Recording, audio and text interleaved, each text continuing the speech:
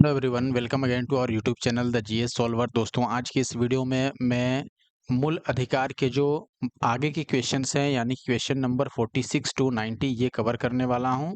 आपको पता होगा कि जो मूल अधिकार का नोट्स का क्लास है, पिछले क्लास में यानी कि क्लास 19 देखने के बाद कई लोगों ने कमेंट किया कि आपने नोट्स नहीं पढ़ाया है, नोट्स के साथ पढ़ाइए। तो मैं आपको बता दूं दोस्तों कि पॉलिटी का जो क्लास 18 है, इसमें कंप्लीट नोट्स मैंने कवर किया है। किसका? मूल अधिकार का, यानी कि फंडामेंटल राइट्स जो हैं उनका कंप्लीट नोट्स है, ए टू जेड नोट्स, उसमें कुछ भी नहीं छोड़ा गया है। घटना चक्र की बुक को 100% कवर किया गया है। जो बुक के नोट्स हैं वो 100% उससे आपको मैच दिखेंगे। इसके अलावे आपको एक्स्ट्रा और भी जानकारी नोट्स में दी गई है, जो कि अदर बुक्स से, जो भी इंपॉर्टेंट बुक्स हैं, जो स्टेट पीसीएस और यूपीएससी प्री को ध्यान में रखते हुए नोट्स मैंने तैयार किया है। आई होप कि आपने क्लास 18 जरूर देखा होगा, और आप सभी से रिक्वेस्ट है कि ये यानी कि क्लास 20 देखने से पहले आप क्लास 18 एटलीस्ट जरूर देख लें, क्योंकि वहां पर मैंने कंप्लीट नोट्स पढ़ाया हुआ है।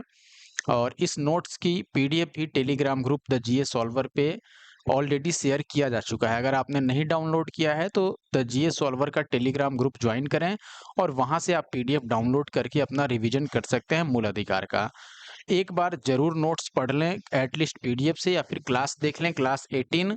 उसके बाद आप देख रहे हैं यहाँ पर मैंने पार्ट 3 इसीलिए लिख दिया है ताकि ये क्लियर रहे, आपको समझ आ जाए कि मूल अधिकार का ये तीसरा क्लास है। मूल अधिकार में मैं आपको बता दूं दोस्तों, 190 प्लस क्वेश्चन पूछे गए हैं केवल इस चैप्टर से, और इसीलिए मैं 45 या 40 टू 50 क्वेश्चन हर एक वीडियो में कवर करने की कोशिश कर रहा हूं। और प्रीवियस जो क्लास था यानी कि क्लास 19, उसमें मैंने 1 से लेकर के और 45 तक के क्वेश्चन कवर किए थे। आई होप कि आपने वो ज़रूर देखा होगा। तो आगे बढ़ने से पहले आपसे बस यही रिक्वेस्ट है कि अगर आप हमारे YouTube channel the GS solver पे नए हैं, आपने पहली बार विजिट किया है हमारा यूट्यूब चैनल, तो ज़रूर सब्सक्राइब कर लें इसे, ऐसे और वीडियो देखने के लिए। और आगे बढ़ता हूँ मैं, अगर वीडियो पसंद आए तो वीडियो को ज़रूर लाइक कर दीजिएगा। तो आज का पहला प्रश्न आप देख सकते हैं दोस्तों, क्वेश्चन नंबर 46 है, भारत का संविधान स्पष्टतः प्रेस की आजादी की व्यवस्था नहीं करता है, यानी कि भारतीय संविधान में कहीं भी स्पष्ट रूप से प्रेस की आजादी की बात नहीं की गई है। लेकिन यह आजादी किसमें अंतर्निहित है ये बताना है। कोर्ट का साफ यह विचार है, और सुप्रीम कोर्ट ने भी साफ कहा है कि प्रेस की स्वतंत्रता की बात भले ही कहीं स्पष्ट नहीं की गई है, लेकिन यह एक पार्टिकुलर अनुच्छेद में पहले से ही अंतर्निहित है, यानी कि शामिल है। अलग से इसको लिखने की आवश्यकता नहीं है। आपको बताना है कि वह कौन सा अनुच्छेद है जिसमें प्रेस की स्वतंत्रता शामिल है। ऑप्शन है आपके पास अनुच्छेद 19 एक का ए, या फिर 19 एक बी में, या 19 एक सी में, या 19 एक डी में। आपको याद हो, अगर इससे पिछला क्लास आपने देखा हो या हमारा नोट्स आपने पढ़ा हो, आपको याद होगा 19 एक का पहला जो है, जिसमें वाक एवं अभिव्यक्ति की स्वतंत्रता की बात की गई है। तो आपको पता होना चाहिए कि वाक और अभिव्यक्ति की जो स्वतंत्रता है, इसी में प्रेस की आजादी यानी कि बोलने का अधिकार दिया गया है, और बोलने के अधिकार के अंतर्गत ही प्रेस की आजादी की भी बात की जाती है। तो निश्चित तौर पर यहाँ पर पहला ऑप्शन सही उत्तर है। अगला प्रश्न सेम टाइप का है, भारत में समाचार पत्रों का जो स्वतंत्र है वो किस अनुच्छेद में उपबंधित है? पहला ऑप्शन है अनुच्छेद 19 एक ए में विशेष रूप से उपबंधित है, या संविधान के अनुच्छेद 19 एक ए में प्रत्याभूत अभिव्यक्ति के व्यापक स्वातंत्र्य में निहित है। देखिए, इसमें अगर इसी दोनों की मैं बात करूं तो पहला ऑप्शन ही सही दिख रहा है, क्योंकि इसमें पहले से ये उपबंधित है 19 एक ए में, और यही हमने पिछले प्रश्न में भी पढ़ा था। तो 47 का भी ऑप्शन ए सही होगा। प्रश्न देखिए दोस्तों, यहाँ पर उच्चतम न्यायालय की व्यवस्था अनुसार निजी भवनों के ऊपर राष्ट्रीय झंडे को फहराना डैश के तहत एक नागरिक का या फिर हर नागरिक का मौलिक अधिकार है। किसके अनुसार? संविधान के अनुच्छेद 14 के अनुसार। देखिए, अनुच्छेद 14 में क्या है? विधि के समक्ष समानता। तो ये विधि के समक्ष समानता की बात करता है। इसमें इसमें विधि के समक्ष समानता की बात की गई है। तो इसमें ऐसा कहीं नहीं कहा गया है कि हर एक जो नागरिक है वो अपने निजी भवन के ऊपर यानी अपने मकान के ऊपर राष्ट्रीय झंडा को फहराएगा। फिर दूसरा है संविधान का अनुच्छेद 19(1)(a), जिसमें वाक और अभिव्यक्ति की स्वतंत्रता की बात की गई है। तो वाक यानी बोलने और अपनी अभिव्यक्ति यानी कि अपने विचार को या अपनी अभिव्यक्ति को जाहिर करने की बात की गई है, तो निश्चित तौर पर इसमें ये शामिल माना जा सकता है कि इसमें हर एक जो नागरिक है, उसका अपना अधिकार है, वो कुछ भी बोल सकता है, अपना विचार व्यक्त करे, अपनी अभिव्यक्ति जाहिर करे, तो इसी में इसको शामिल माना जा सकता है, इसलिए ऑप्शन बी सही होगा। बाकी अगर आप अनुच्छेद 21 की बात करें और अनुच्छेद 25 की, तो अनुच्छेद 21 में प्राण और दैहिक यानी कि प्राण और शरीर की स्वतंत्रता की बात की गई है। और अनुच्छेद 25 जो है, यह इसमें धार्मिक स्वतंत्रता की बात की गई है। धार्मिक स्वतंत्रता यानी कि आप कोई भी धर्म अपनाइए, किसी भी धर्म का प्रचार कीजिए, उसके लिए आपको कोई नहीं रोक सकता है। तो इस प्रकार ऑप्शन बी इसका सही जवाब होगा।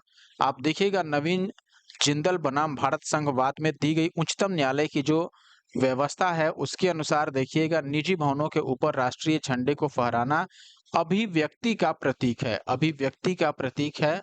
और वाक और अभिव्यक्ति की स्वतंत्रता किसमें दी गई है? अनुच्छेद 19(1)(a) में दी गई है। तो इसलिए अनुच्छेद 19(1)(a) इसका सही जवाब था दोस्तों।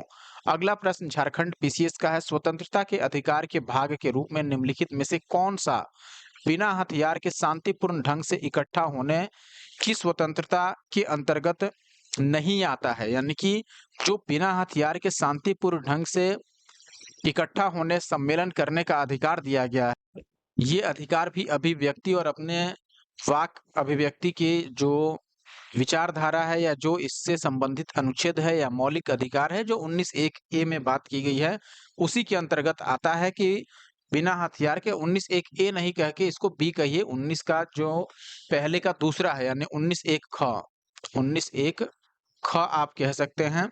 इसमें यह साफ-साफ बोला गया है बिना हथियार के यानी शांतिपूर्ण सम्मेलन कर सकते हैं हम। अब देखिए इसके अंतर्गत इसमें से कौन नहीं आएगा? घेराव अफसर जो अपना कर्तव्य नहीं निभाते, शांतिपूर्ण इकट्ठा होना, आप देखिए शांतिपूर्ण इकट्ठा होना तो इसमें है ही, तो ये तो आ ही जाएगा। एकत्रित जनता जिनको हथियार नहीं रखना चाहिए, तो बिना हथियार के अगर जनता एकत्रित है तो वो भी चल जाएगा। इस अधिकार के अभ्यास पर राज्य कानून बनाकर तर्कपूर्ण प्रतिबंध लगा सकता है। देखिए अगर तर्कपूर्ण हो तो प्रतिबंध इसमें लगा सकता है, लेकिन हमें ये बताना है कि कौन इसमें शामिल नहीं है। तो घेराव अफसर जो अपना कर्तव्य नहीं निभाते हैं, ये इसमें शामिल नहीं है, इसलिए ऑप्शन ए इसका सही जवाब होगा। आप देखिएगा अनुच्छेद 19(1)(ख) में शांतिपूर्ण और निरायुध सम्मेलन की स्वतंत्रता के अधिकार का उल्लेख है और अनुच्छेद 19(3) जो है, इसमें शांतिपूर्ण निरायुध सम्मेलन की स्वतंत्रता के अधिकार के प्रयोग पर भारत की प्रभुता और अखंडता या लोक व्यवस्था के हितों में, यानी कि अगर राज्य को लगता है कि इससे भारत की प्रभुता या अखंडता या लोक व्यवस्था प्रभावित हो रही है, तो ऐसे में युक्ति युक्त निर्बंधन अधिरोपित करने वाली विधि बनाने का अधिकार राज्य के पास है। तो ये ध्यान रखिए कि इसमें क्या शामिल नहीं था? घेराव जो दल है ये शामिल नहीं था। अगला प्रश्न देखिएगा, निम्नलिखित में से किस आधार के कारण नागरिक की विचार अभिव्यक्ति की स्वतंत्रता पर प्रतिबंध नहीं लगाया जा सकता है? यानी कि जो नागरिक की अभिव्यक्ति की स्वतंत्रता है उस पर प्रतिबंध नहीं लगाया जा सकता है, किस आधार पर? भारत की संप्रभुता को लेकर के या लोक व्यवस्था को लेकर या फिर न्यायपालिका का अपमान लेकर या अवांछनीय आलोचना को लेकर या फिर इनमें से सभी। देखिए अगर संप्रभुता की बात की जाए, तो अगर जहां भी भारत की अगर संप्रभुता की बात आ जाए, न्यायपालिका के अपमान की बात आ जाए या लोक व्यवस्था को प्रभावित करने की बात आ जाए कि लोक व्यवस्था जो है यानी प्रशासन जो है वो प्रभावित हो रहा है, तो इन सभी केस में राज्य अपने से कानून पारित कर सकती है। संसद के पास ऐसी शक्ति भी है। तो ये तीनों ही यहाँ पर देखिएगा, इन तीनों ही केस में प्रतिबंध लगाया जा सकता है, यानी ए में, बी में और सी में, इन तीनों के केस में प्रतिबंध लगाया जा सकता है। लेकिन अवांछनीय आलोचना जो है, इसमें प्रतिबंध नहीं लगाया जा सकता है। आप देखिएगा किस आधार के कारण नागरिक की विचार अभिव्यक्ति की स्वतंत्रता पर प्रतिबंध नहीं लगाया जा सकता है? तो ये तीनों जो है, चूंकि ये बहुत ही ज्यादा जरूरी है। पिछले प्रश्न में भी आपने देखा यहाँ पर कि भारत की संप्रभुता की बात की जाए, अखंडता और लोक व्यवस्था की अगर बात की जाए, तो ऐसे में राज्य के पास ये अधिकार है कि वो इस पर मतलब कि प्रतिषेध करने के लिए विधि बना सकते हैं, कानून बना सकते हैं इसको रोकने के लिए। और ऐसे में आप दावा नहीं कर सकते या कोई भी नागरिक दावा नहीं करेगा कि उसके मौलिक अधिकार का हनन हो रहा है। क्यों? क्योंकि वो जिस मौलिक अधिकार का इस्तेमाल कर रहा है उससे भारत की संप्रभुता या न्यायपालिका का अपमान हो रहा है या लोक व्यवस्था प्रभावित हो रही है। तो निश्चित तौर पर अगर अवांछनीय आलोचना है तो ऐसे में इसके आधार पर प्रतिबंध नहीं लगाया जा सकता और अवांछनीय आलोचना के केस में आप देखिए कि किसी भी मौलिक अधिकार को इसके आधार पर नहीं रोका जा सकता है। तो ऑप्शन डी इसका सही उत्तर होगा। देखिएगा दोस्तों, भारतीय संविधान का अनुच्छेद 19(2) इसके तहत नागरिकों की विचार और अभिव्यक्ति की स्वतंत्रता पर भारत की संप्रभुता, अखंडता, राज्य की सुरक्षा, विदेशी राज्यों से मित्रतापूर्ण संबंधों, लोक व्यवस्था, शिष्टाचार या सदाचार के हितों अथवा अदालत की अवमानना, मानहानि या किसी अपराध के उद्दीपन के आधार पर युक्तियुक्त प्रतिबंध लगाया जा सकता है। तो ये ध्यान रखिएगा, ये राज्य के द्वारा किया जा सकता है ऐसा अगर इनमें से कोई सा भी केस होता है तब। अगला सवाल अनुच्छेद 19(2) के बारे में ही है। अनुच्छेद 19(2) के अंतर्गत भाषण और अभिव्यक्ति की स्वतंत्रता के प्रयोग पर तर्क संगत प्रतिबंध। तो तर्क संगत किस तर्क के आधार पर हमने देखा है कि क्या-क्या तर्क हो सकता है, जिसके आधार पर राज्य कानून बना करके और इसको रोक सकती है, इसको निबंधित कर सकती है, यानी कि प्रतिबंधित कर सकती है आई मीन टू से। निम्नलिखित में से ऐसी कौन-सी परिस्थितियां हैं जिनको उचित माना जा सकता है, जिसके आधार पर अनुच्छेद 19(2) को रोका जा सकता है राज्य के द्वारा? अब देखिए, राज्य की सुरक्षा की बात हो तब रोका जा सकता है या मानहानि की बात हो या राजद्रोह का केस हो या सार्वजनिक व्यवस्था का कोई केस हो। देखिए यहाँ पर राजद्रोह वाला तो केस है नहीं क्योंकि राज वाला है नहीं, यहाँ पर सिस्टम अब राजतंत्र है नहीं। बचता है 1, 2 और 4। 1 में देखिए अगर सुरक्षा की बात की जाए तो निश्चित तौर पर इसके आधार पर रोका जा सकता है। मानहानि अभी हमने देखा था कि अगर मानहानि किसी का होता है तो वैसे ही केस में भी रोका जा सकता है अगले व्यक्ति को, यानी जो विरोध में बोल रहा होगा। और अगर इससे लोक व्यवस्था यानी कि सार्वजनिक व्यवस्था प्रभावित हो रही है तो ऐसे केस में भी रोका जा सकता है। तो पहला, दूसरा और चौथा सही है। ऑप्शन सी इसका सही उत्तर है दोस्तों। अगला प्रश्न, भारतीय गणराज्य के संविधान का कौन सा अनुच्छेद व्यक्ति की प्राण और दैहिक स्वतंत्रता से संरक्षण से संबंधित है? मैंने पिछले किसी क्वेश्चन में आपको बताया था दोस्तों कि अनुच्छेद 21 में प्राण और दैहिक स्वतंत्रता की बात की गई है, तो ऑप्शन 21 इसका सही उत्तर है। अनुच्छेद 19 में क्या बात किया गया है? वाक और अभिव्यक्ति की स्वतंत्रता यानी बोलने और अपना विचार प्रकट करने की स्वतंत्रता। अनुच्छेद 20 में क्या है? अनुच्छेद 20 में है अपराध में दोष सिद्ध होने से संरक्षण, यानी जब तक दोष नहीं सिद्ध हो जाता तब तक आपको दंड नहीं दिया जाएगा। तो अपराध के केस में दोष सिद्धि से संरक्षण इसमें दिया गया है। और अनुच्छेद 22 क्या है? गिरफ्तारी से संरक्षण है इसमें। तो ये सारे आपको याद रखने हैं, आप यहाँ देख सकते हैं दोस्तों। भारतीय गणराज्य का अनुच्छेद 21 व्यक्ति की प्राण एवं दैहिक स्वतंत्रता के संरक्षण यानी protection of life and personal liberty की बात करता है, इससे संबंधित है। इस अनुच्छेद के अनुसार किसी व्यक्ति को उसके प्राण या दैहिक स्वतंत्रता से विधि द्वारा स्थापित प्रक्रिया के अनुसार ही वंचित किया जाएगा। यानी कि अगर विधि ऐसी प्रक्रिया स्थापित करती है तभी वंचित किया जा सकता है, अन्यथा नहीं किया जाएगा। बाकी जो शेष ऑप्शन थे अनुच्छेद 19 जिसमें वाक और अभिव्यक्ति की स्वतंत्रता की बात की गई है, अनुच्छेद 20 में अपराधों के लिए दोष सिद्धि से के संबंध में संरक्षण है और अनुच्छेद 22 में कुछ दशाओं में गिरफ्तारी और निरोध से संरक्षण दिया गया है। आई होप कि ये चीजें आपको समझ में आई होंगी। अगला सवाल है, भारतीय संविधान के किस अनुच्छेद में विधि की सम्यक प्रक्रिया के सिद्धांतों को शामिल किया गया है? अभी हमने देखा दोस्तों अनुच्छेद 21 इसका सही जवाब होगा। ध्यान दीजिएगा कि सवाल क्या था ये भी समझिएगा। सवाल है यहाँ पर कि किस अनुच्छेद में विधि की सम्यक प्रक्रिया के सिद्धांत को शामिल किया गया है? इसका सही उत्तर होगा अनुच्छेद 21 है। अनुच्छेद 21 में प्रयुक्त जो विधि द्वारा स्थापित प्रक्रिया है, इस पदावली को उसी अर्थ में प्रयुक्त किया गया है जिस अर्थ में अमेरिकन संविधान में सम्यक विधि प्रक्रिया शब्दावली का प्रयोग किया गया है। तो ऑप्शन सी यहाँ सही उत्तर होगा। अगला सवाल है, भारतीय संविधान का कौन सा अनुच्छेद व्यक्ति के विदेश यात्रा के अधिकार को संरक्षण प्रदान करता है?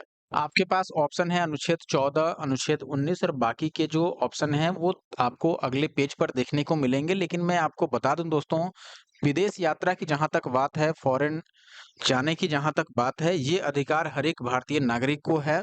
आपने ये भी मौलिक अधिकार देखा होगा कि राज्य का मतलब भारत के किसी भी स्थान पर जो भारतीय क्षेत्र में आता हो, आप वहाँ जा सकते हैं, वहाँ भ्रमण कर सकते हैं, वहाँ जाकर के अपना स्थायी निवास भी बना सकते हैं, यानी कि बस सकते हैं, वहाँ अपना कारोबार कर सकते हैं, व्यापार कर सकते हैं, ये सारी चीज़ें मौलिक अधिकार के अंतर्गत आती हैं। और ऐसा ही एक अधिकार है जो कि है व्यक्ति का प्राण एवं दैहिक स्वतंत्रता। प्राण एवं दैहिक एक मिनट यार, स्क्रीन ब्लिंक कर रहा है। मैं एक काम करता हूँ, ये क्वेश्चन पहले कर लेते हैं, फिर मैं इसको ठीक करता हूँ।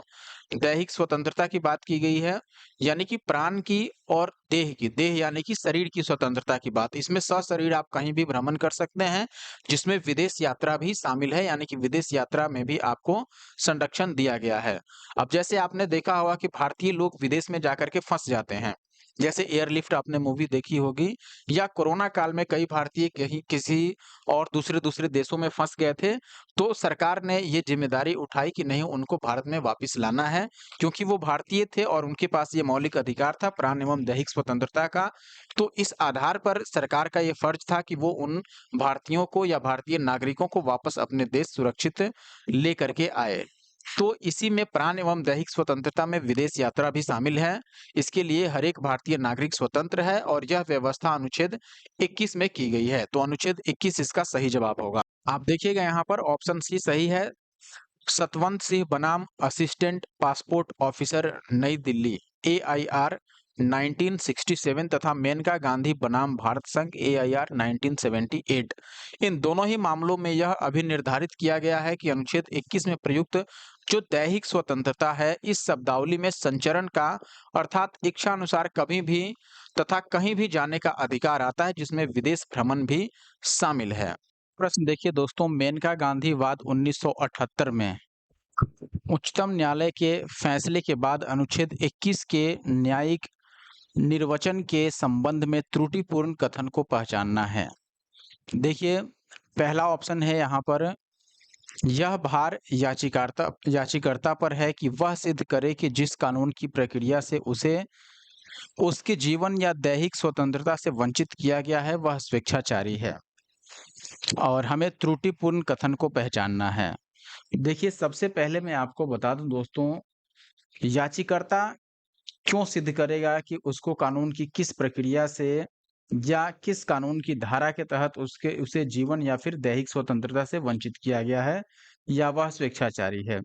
बल्कि यह कार्य तो आप कहिए तो कानून का ही है या फिर सरकार का है या न्यायालय का है, ये तय करना कि किसका उल्लंघन हो रहा है या किस प्रक्रिया के तहत, किस कानून के तहत उसे वंचित किया गया है।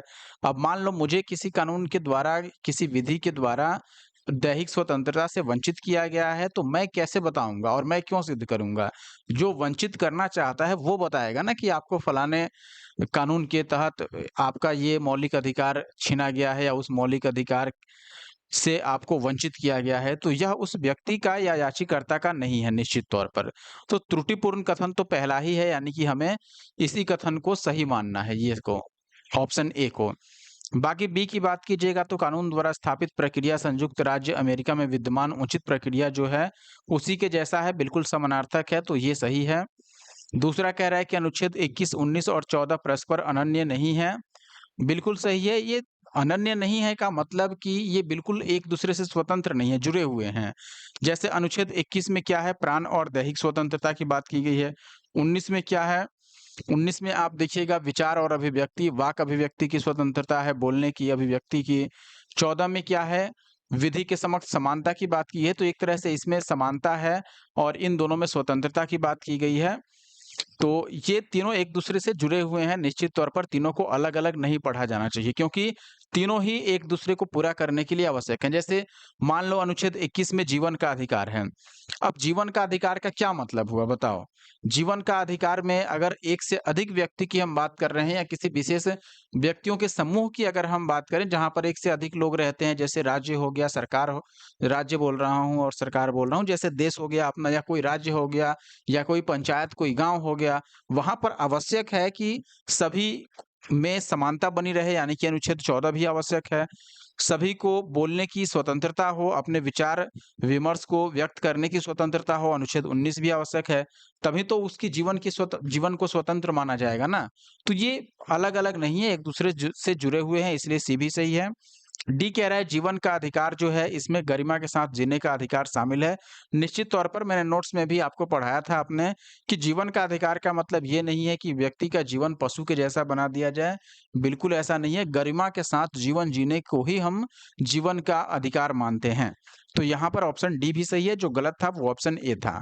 आप देखिएगा यहाँ पर दोस्तों, मेनका गांधी वाद जो 1978 था, इसमें उच्चतम न्यायालय के निर्णय के तहत अनुच्छेद 21 के न्यायिक निर्वचन के संदर्भ में यह भार याचिकाकर्ता पर नहीं है कि वह सिद्ध करे कि जिस कानून की प्रक्रिया से उसे उसके जीवन या दैहिक स्वतंत्रता से वंचित किया गया है वह स्वेच्छाचारी है, बल्कि यह भार ये किसका है, यह भार राज्य पर है कि वह सिद्ध करे कि ऐसी कानून की प्रक्रिया स्वेच्छाचारी नहीं है।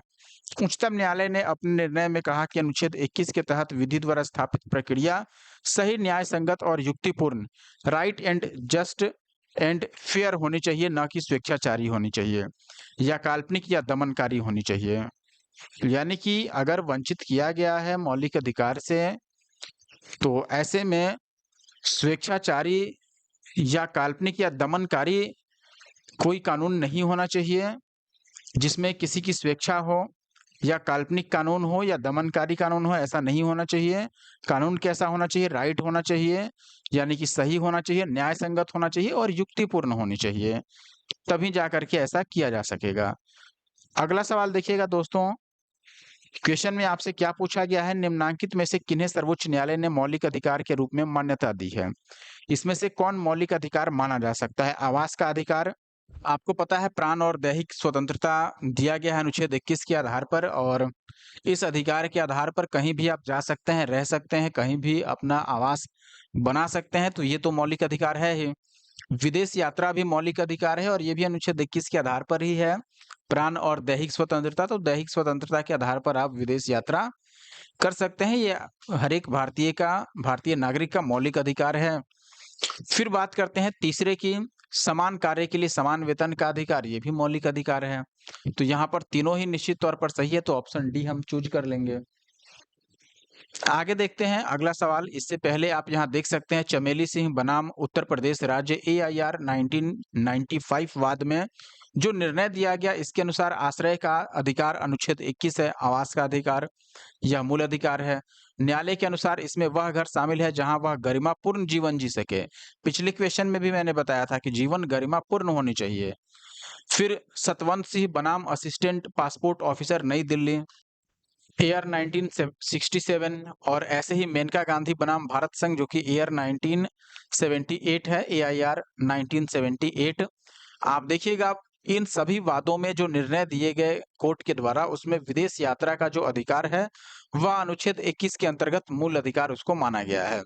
फिर समान कार्य के लिए समान वेतन, यद्यपि संविधान के अनुच्छेद 39 ख के तहत DPSP के अंतर्गत आता है, लेकिन फिर भी रणधीर सिंह बनाम भारत संघ जो AIR 1982 है, इस बात में सर्वोच्च न्यायालय ने यह निर्धारित किया कि संविधान की प्रस्तावना, जब प्रस्तावना पढ़िएगा तो प्रस्तावना और अनुच्छेद 39 घ के आलोक में इसको अनुच्छेद 14 और 16 को पढ़ने से समान कार्य के लिए समान वेतन का सिद्धांत प्राप्त होता है। और निश्चित तौर पर अनुच्छेद 14 से 18 तक आप देखेंगे समानता के अधिकार की बात की गई है, और उसी में ये बात भी तय किया गया है कि 14 और 16 को जो आप पढ़िएगा तो समान कार्य के लिए समान वेतन का सिद्धांत होना चाहिए। यानी किसी भी कैटेगरी का व्यक्ति अगर कोई एक ही प्रकार का कार्य कर रहा हो, जैसे SC, ST, OBC, जनरल, आप ये मान के चलिए कि इन सभी से एक-एक सदस्य हैं, ठीक है? इससे एक सदस्य, इससे एक सदस्य, इससे और इससे, और सभी को एक ही प्रकार की ड्यूटी दी गई है, तो ऐसा नहीं है कि SC या ST वालों को कम वेतन होगा या फिर जनरल को कम हो जाए और SC ST को ज़्यादा हो जाए, ऐसा नहीं। सभी के लिए अगर काम समान है, तो वेतन भी समान होना चाहिए। और आप देखिएगा कि यूपी पीसीएस की यहाँ पर बात लिखी गई है कि यूपी पीसीएस ने अपने कई प्रारंभिक परीक्षाओं में पूछे गए प्रश्नों में समान कार्य के लिए समान वेतन को उपयुक्त उपबंधों के तहत सर्वोच्च न्यायालय द्वारा परिभाषित या निगमित मौलिक अधिकार माना है, इसलिए यहाँ पर ऑप्शन डी चूज किया गया है। अगला प्रश्न, निम्नलिखित अधिकारों में से कौन सा अनुच्छेद 19 एक डी को अनुच्छेद 21 से मिलाकर पढ़ने से प्राप्त होता है?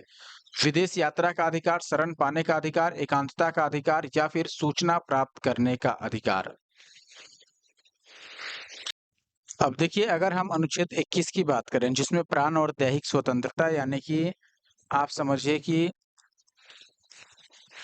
Protection of life and personal liberty की बात की गई है, जिसमें विदेश यात्रा भी शामिल है और कहीं भी जाकर के रहने का अधिकार शामिल है और सूचना का अधिकार तो इसमें शामिल नहीं है निश्चित तौर पर, क्योंकि प्राण और दैहिक स्वतंत्रता में सूचना का अधिकार कहीं से नहीं हो सकता है। और एकांतता का अधिकार, अगर 19 और 21 दोनों को बात करेंगे, जैसे 19 एक डी में क्या बोला गया है, कहीं भी जाकर के कहीं भी संचरण कर सकते हैं, जाकर के बस सकते हैं।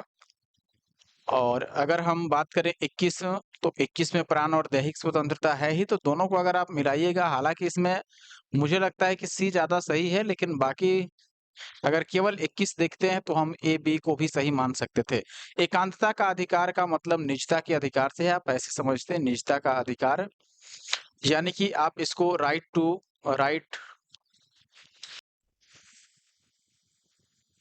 टू प्राइवेसी बोल सकते हैं, ठीक है? राइट टू प्राइवेसी यानी कि निजता का अधिकार।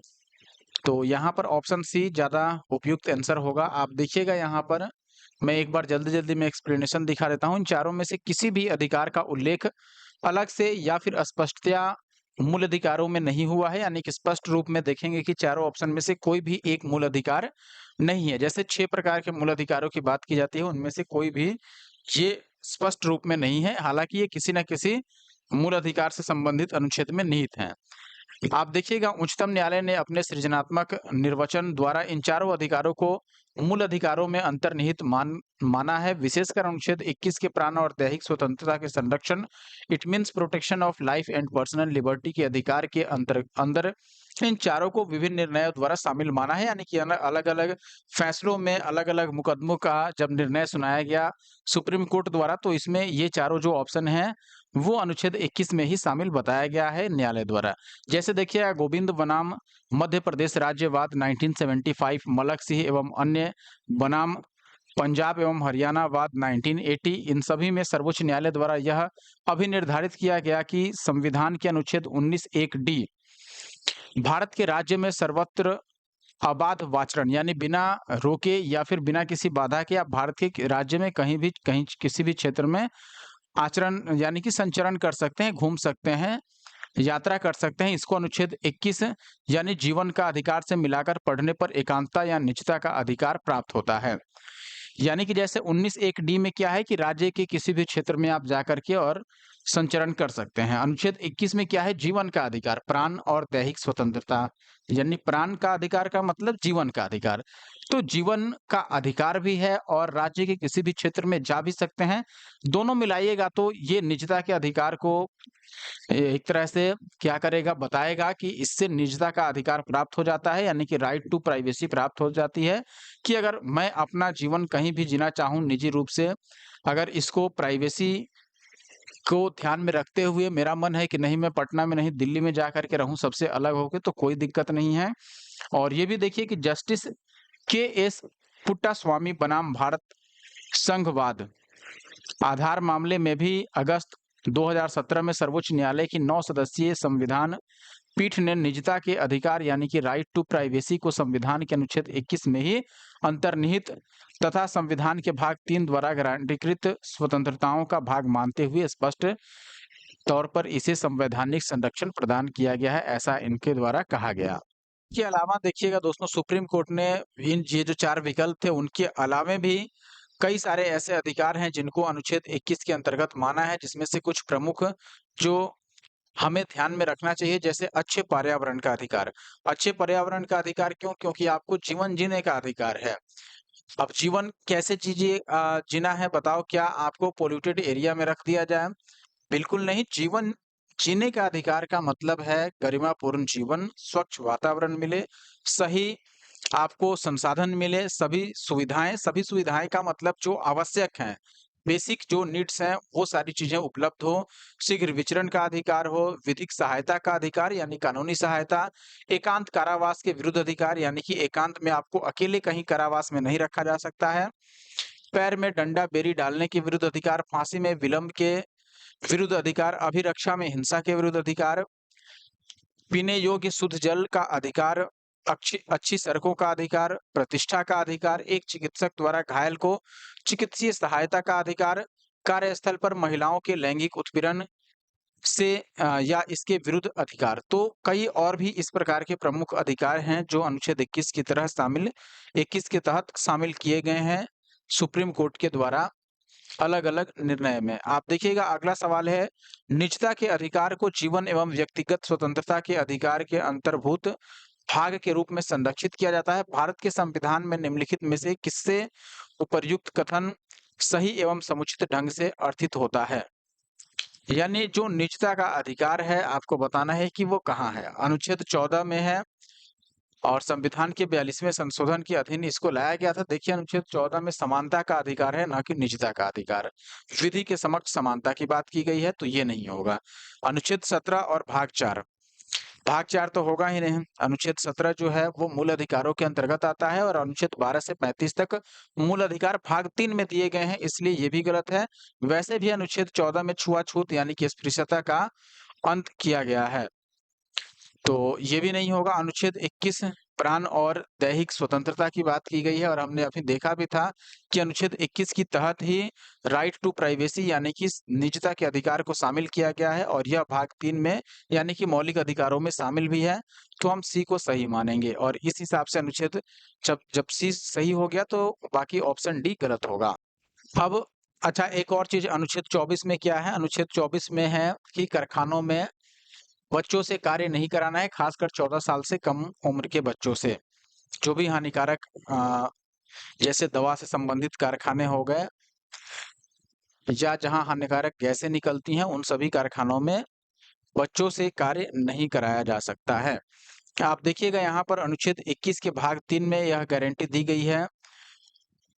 जो प्रश्न में निजता के अधिकार की बात की गई थी, राइट टू प्राइवेसी की, 24 अगस्त 2017 को सर्वोच्च न्यायालय की 9 सदस्यीय संविधान पीठ ने निजता के अधिकार को मौलिक अधिकार का दर्जा प्रदान किया और यह कहा कि निजता का अधिकार जीवन एवं व्यक्तिगत स्वतंत्रता के अधिकार के अंतर्भूत भाग के रूप में संरक्षित है, जो कि अनुच्छेद 21 में दिया गया है।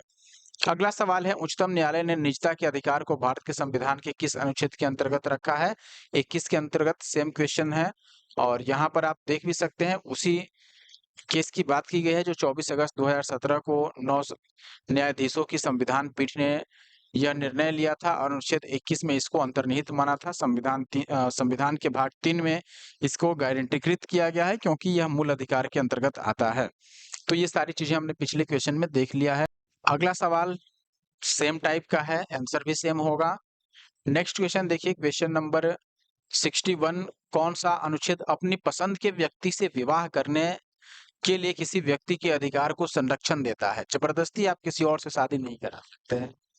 तो हर एक व्यक्ति का अपना अधिकार है अपने पसंदीदा व्यक्ति से शादी करने का। यह जो अधिकार है वो किस अनुच्छेद में दिया गया है? निश्चित तौर पर आपको याद होगा, प्राण और दैहिक स्वतंत्रता का अधिकार, जिसको हम बोलते हैं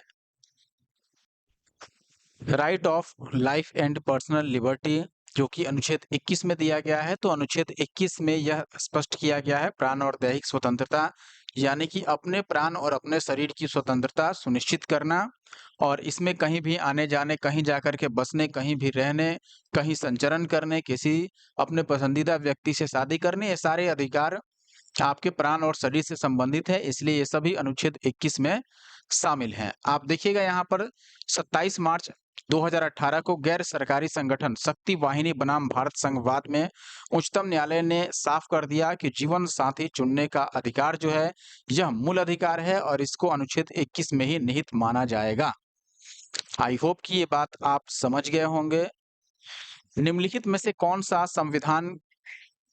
संविधान के अनुच्छेद 21 के दायरे में नहीं आता है? आप देखिए, एक चिकित्सक द्वारा घायल को चिकित्सीय सहायता।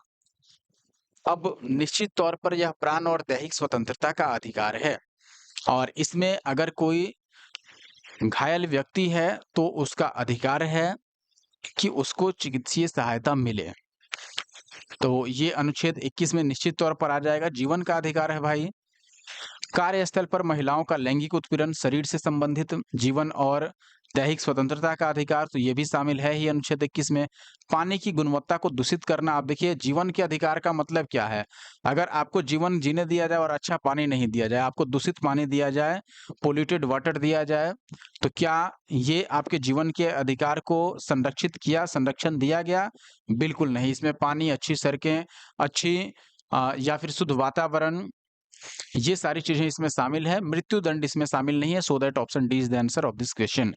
आई होप कि ये बात आप समझ गए होंगे। जगमोहन सिंह बनाम स्टेट ऑफ यूपी यानी कि उत्तर प्रदेश, इस मामले में सर्वोच्च न्यायालय ने अपनी 5 सदस्यीय पीठ के द्वारा मृत्यु दंड को अनुच्छेद 21 का उल्लंघनकारी मानने से इनकार कर दिया था। यानी कि चूंकि आप देखेंगे प्राण और दैहिक स्वतंत्रता का अधिकार तो है, तो क्या आपको अपने जीवन का अधिकार है, जीवन जीने का अधिकार है, तो आप ये कहेंगे कि किसी भी केस में मुझे मृत्यु दंड नहीं दिया जा सकता।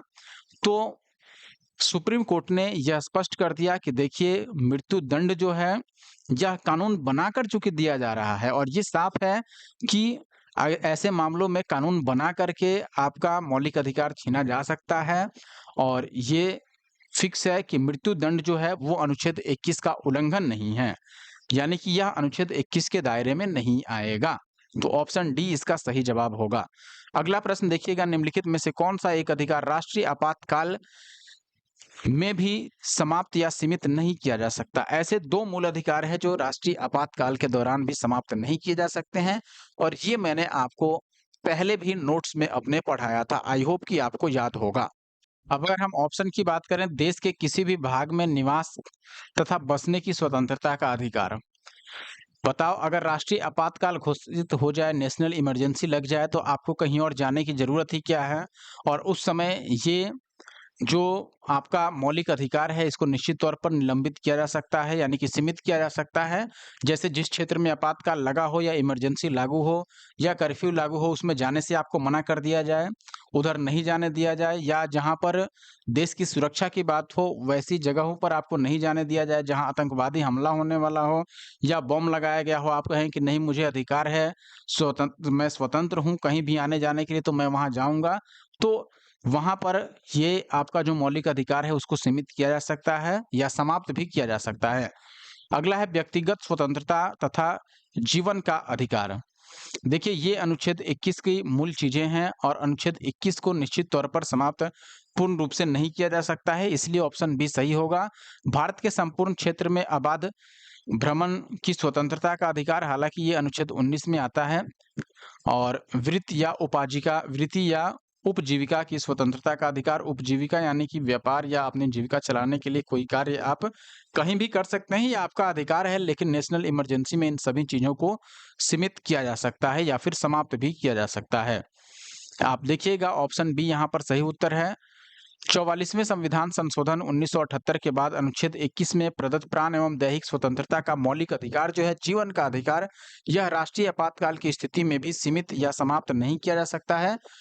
ये ध्यान रखिए कि अनुच्छेद 352 के तहत राष्ट्रीय आपातकाल घोषित किया जाता है, और ऐसे में अनुच्छेद 359 का उपयोग करके राष्ट्रपति अपने आदेश द्वारा या आदेश से कोई भी या सभी मूल अधिकार हैं उनको स्थगित किए जा सकते हैं। लेकिन मैंने बोला था 2 अनुच्छेद ऐसा है या फिर 2 ऐसा मौलिक अधिकार है, हालांकि ये दोनों एक ही के अंतर्गत आएगा, क्योंकि जो 19 से 22 तक जिसमें स्वतंत्रता की बात की गई है। तो देखिएगा अनुच्छेद 21 और अनुच्छेद 20। अनुच्छेद 21 में क्या है, अपराधों के लिए दोष सिद्धि के संबंध में संरक्षण, सॉरी ये 20 में है, और 21 में प्राण और दैहिक स्वतंत्रता का अधिकार है। तो ये दोनों ही स्थगित नहीं किया जा सकता है, किस केस में, इमरजेंसी के केस में भी। और ये भी ध्यान रखिए, यदि युद्ध होता है या बाह्य आक्रमण होता है और इस कारण यदि आपातकाल घोषित हुआ है, तो ऐसे में अनुच्छेद 358 के प्रावधानों के तहत अनुच्छेद 19 द्वारा जो प्रदत्त मूल अधिकार है, यानी बोलने की स्वतंत्रता और अपने विचार को व्यक्त करने की स्वतंत्रता, ये सभी स्वतः निलंबित माने जाते हैं, यानी कि इनके लिए अलग से निलंबित करने के लिए अधिसूचना जारी करने की आवश्यकता नहीं है। उच्चतम न्यायालय के किस मामले के अंतर्गत के मामले के निर्णय के कारण संविधान के अनुच्छेद 21 के कार्य क्षेत्र का विस्तार कर शिक्षा के अधिकार को उसमें शामिल किया गया, जिसमें अनुच्छेद 21 ए लाया गया और ये बोला गया कि राज्य का यह कार्य होगा कि वह राज्य के 6 से 14 वर्ष के बच्चों को निश्चित रूप से और अनिवार्य शिक्षा प्रदान करे। ऑप्शन है उन्नी कृष्णन बनाम आंध्र प्रदेश, गोविंद बनाम मध्य प्रदेश, फिर परमानंद कटारा बनाम भारत संघ या चमेली सिंह बनाम उत्तर प्रदेश राज्य। सही उत्तर क्या है दोस्तों? ऑप्शन ए यानी कि उन्नी कृष्णन बनाम आंध्र प्रदेश इसका सही जवाब है। आप देखिएगा उच्चतम न्यायालय ने 1993 में 14 वर्ष तक की आयु के बच्चों के लिए निःशुल्क शिक्षा को अधिकार के रूप में उन्नी कृष्णन और अन्य बनाम आंध्र प्रदेश राज्य व अन्य वाद में यह कहते हुए संगठित किया कि इस देश के नागरिक को शिक्षा का मौलिक अधिकार प्राप्त है और यह अधिकार अनुच्छेद 21 से निकला है। हालांकि यह एक निरपेक्ष अधिकार नहीं है, इसकी विषय वस्तु और मापदंडों को अनुच्छेद 41 और 45 के आलोक में निर्धारित करना पड़ेगा। अगला प्रश्न उसी टाइप का है। आप देखेंगे 6 से 14 वर्ष की आयु के बीच सभी बच्चों यानी कि शिशुओं को शिक्षा का अधिकार है। यह किसमें शामिल है? राज्य के नीति निर्देशक सिद्धांत में या मूल अधिकार में या सांविधिक अधिकार में या किसी में भी नहीं, तो मूल अधिकार में शामिल है। अभी हमने देखा अनुच्छेद 21 ए।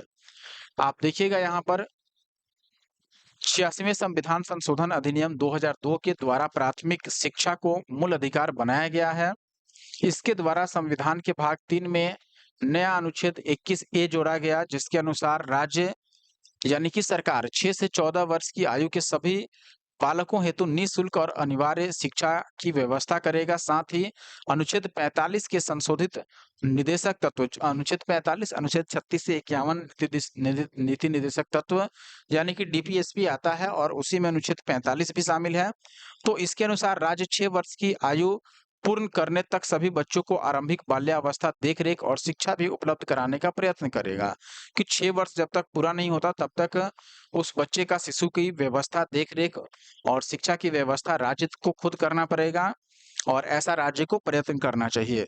इसी के अनुक्रम में शिक्षा का अधिकार अधिनियम 2009 संसद द्वारा पारित किया गया, जो तत्संबंधी संविधान संशोधन के साथ 1 अप्रैल 2010 से प्रभावी हुआ। शिक्षा का अधिकार मानव अधिकार भी है, यानी कि यह मानव का भी अधिकार है शिक्षा प्राप्त करना। सूचना का अधिकार भी मानव अधिकारों की सार्वभौम घोषणा का भाग है। सर्वोच्च न्यायालय के निर्णय के अनुसार सूचना का अधिकार भारतीय संविधान के अनुच्छेद 19 वाक और अभिव्यक्ति यानी बोलने और विचार प्रकट करने की जो स्वतंत्रता दी गई है, उसी में सूचना का अधिकार शामिल माना है कोर्ट ने, जिसमें वाक और अभिव्यक्ति की स्वतंत्रता निहित है। यानी कि सूचना के अधिकार अलग से नहीं लिखा गया है कि यह मूल अधिकार होगा, लेकिन यह 19 जो अनुच्छेद 19 है जिसमें वाक और अभिव्यक्ति की बात की गई है, उसी में इसको शामिल माना गया है कोर्ट के द्वारा। नेक्स्ट क्वेश्चन है अपने पास दोस्तों, भारतीय संविधान में संशोधन करके शिक्षा का अधिकार कब जोड़ा गया? ये बताना है। 1 अप्रैल 2010 को, 1 अगस्त 2010 को या फिर 1 अक्टूबर 2010 को या फिर 1 दिसंबर 2010 को। सही उत्तर है दोस्तों 1 अप्रैल 2010। ये चीजें हमने पिछले क्वेश्चन में ही देखा था। 1 अप्रैल 2010 से शिक्षा का जो अधिकार है वो मौलिक अधिकार में शामिल कर दिया गया और तब से यह प्रभावी है। याद रखना बहुत आसान है। 1 अप्रैल को जनरली लोग मूर्ख दिवस यानी कि अप्रैल फूल मनाते हैं, तो उसका उल्टा याद रख लो। मूर्खता को कब खत्म किया जा सकता है? जब शिक्षा मिले। तो शिक्षा का अधिकार 1 अप्रैल को इसीलिए लाया गया। इस तरीके से आप याद रख सकते हैं। अगला प्रश्न देखिएगा दोस्तों, निम्न में से कौन सा एक मानव अधिकार भारतीय संविधान के अंतर्गत मौलिक अधिकार भी है? यानी कि इनमें से कौन मौलिक अधिकार के अंतर्गत भी आता है? देखिए, काम का अधिकार, ये सब राज्य के नीति निर्देशक तत्व के भाग हैं, न कि मौलिक अधिकार हैं। मकान का भी अधिकार उसी के अंतर्गत आता है। बचता है 2 चीजें और दोनों में ही कन्फ्यूजन हो सकता है आपको, सूचना का अधिकार और शिक्षा का अधिकार। अब अगर इन दोनों में से किसी एक को चुनना हो तो मैं निश्चित तौर पर शिक्षा के अधिकार को चुनूंगा। हालांकि देखिए, सूचना का अधिकार जो है ये भी आप देखिएगा कि अनुच्छेद 19 एक क के अंतर्गत आता है, जिसमें वाक और अभिव्यक्ति की स्वतंत्रता प्रदान की गई है। सूचना का अधिकार भी उसमें अंतर्निहित माना है कोर्ट ने।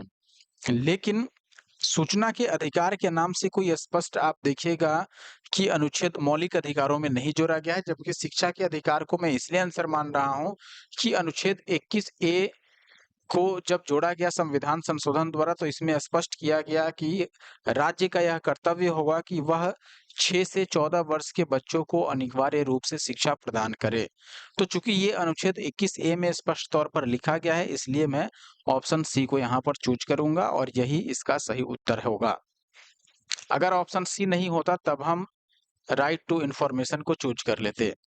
राज्य 6 से 14 वर्ष के सभी बच्चों को निःशुल्क एवं अनिवार्य शिक्षा प्रदान करेगा, ये कथन है।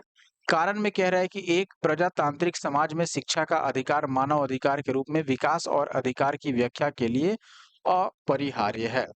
निश्चित तौर पर देखिए, समाज में शिक्षा का अधिकार मानव के विकास के लिए आवश्यक है, क्योंकि मानव जाति शिक्षित होगी तभी तो अपना विकास कर सकेगी।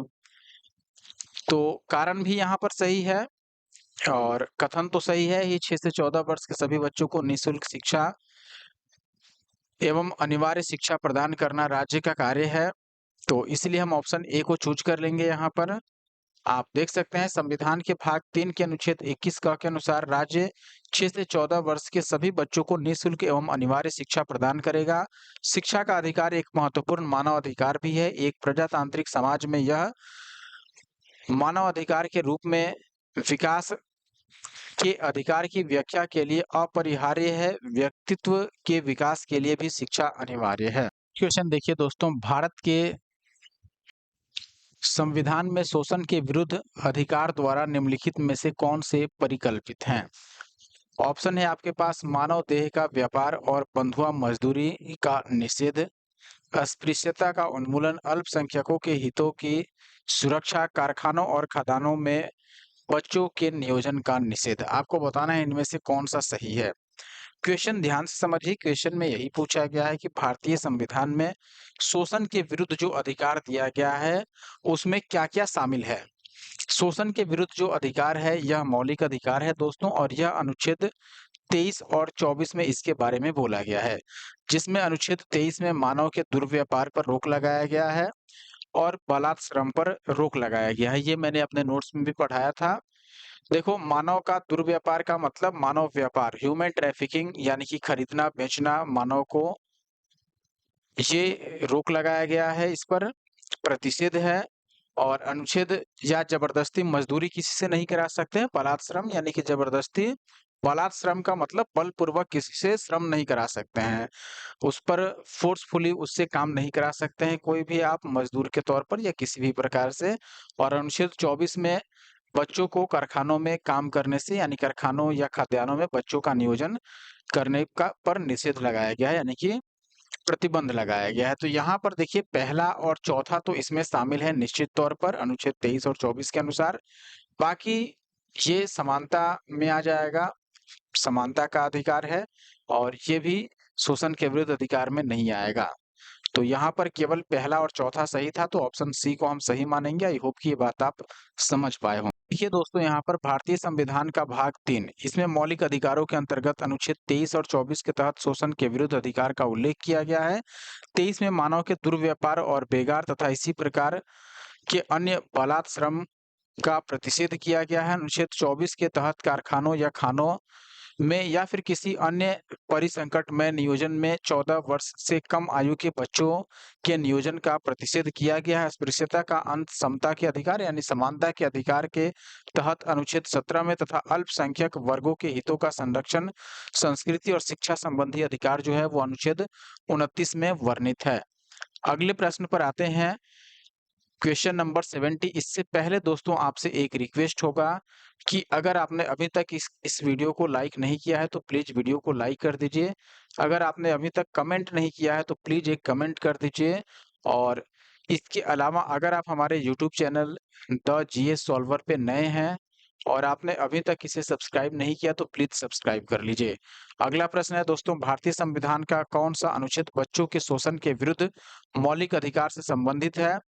तो बच्चों से संबंधित अगर पूछा जाए तो 14 वर्ष से कम उम्र के बच्चों के नियोजन पर प्रतिषेध लगाया गया है।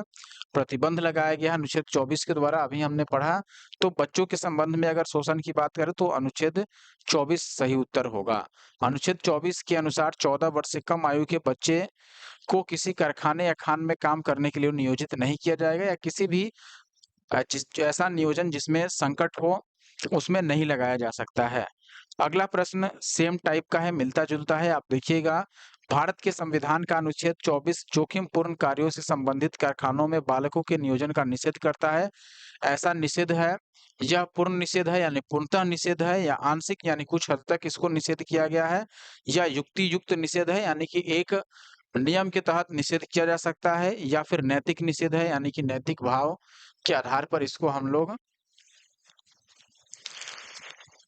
यानी कि एथिकली इसको रोक लगाया गया है इस पर। तो निश्चित तौर पर संविधान जो है इस पर पूर्ण प्रतिबंध लगाता है, यानी कि पूर्ण रूप से इस पर प्रतिबंध है। ऑप्शन ए सही उत्तर होगा। अनुच्छेद 24 जोखिमपूर्ण कार्यों से संबंधित कारखानों में बच्चों के नियोजन का पूर्ण निषेध यानी कि एब्सोल्यूट प्रोहिबिशन करता है, और इस अनुच्छेद के अनुसार 14 वर्ष से कम आयु के किसी बालक को किसी कारखाने या खान में काम करने के लिए नियोजित नहीं किया जाएगा, या किसी भी परिसंकट में नियोजन में नहीं लगाया जाएगा। अगला सवाल है, भारत के संविधान के अंतर्गत कौन सा अनुच्छेद कारखाने में बालकों के नियोजन पर प्रतिबंध लगाता है? अनुच्छेद 24। ये इसका सही जवाब है, ऑप्शन डी। अगला सवाल देखिए, मूल अधिकार से संबंधित संविधान के निम्नलिखित अनुच्छेदों में से कौन एक प्रत्यक्ष रूप से बालकों के शोषण से संबंधित है? तो हमने अभी पढ़ा था दोस्तों, अनुच्छेद 24 जो है वो इसका सही जवाब होगा। तो ऑप्शन सी इसका सही होगा निश्चित तौर पर। ICCPR के अनुच्छेद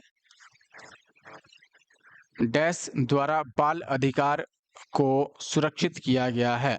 तो हमने देखा दोस्तों, अनुच्छेद 24 ऑप्शन बी सही होगा, बिल्कुल वही सवाल है। आप देखिएगा यहाँ पर ICCPR यानी कि international covenant on civil and political rights के अनुच्छेद 24 के द्वारा बाल अधिकार को सुरक्षित किया गया है, और भारतीय संविधान के अनुच्छेद 24 के द्वारा भी बाल अधिकार का संरक्षण किया गया है।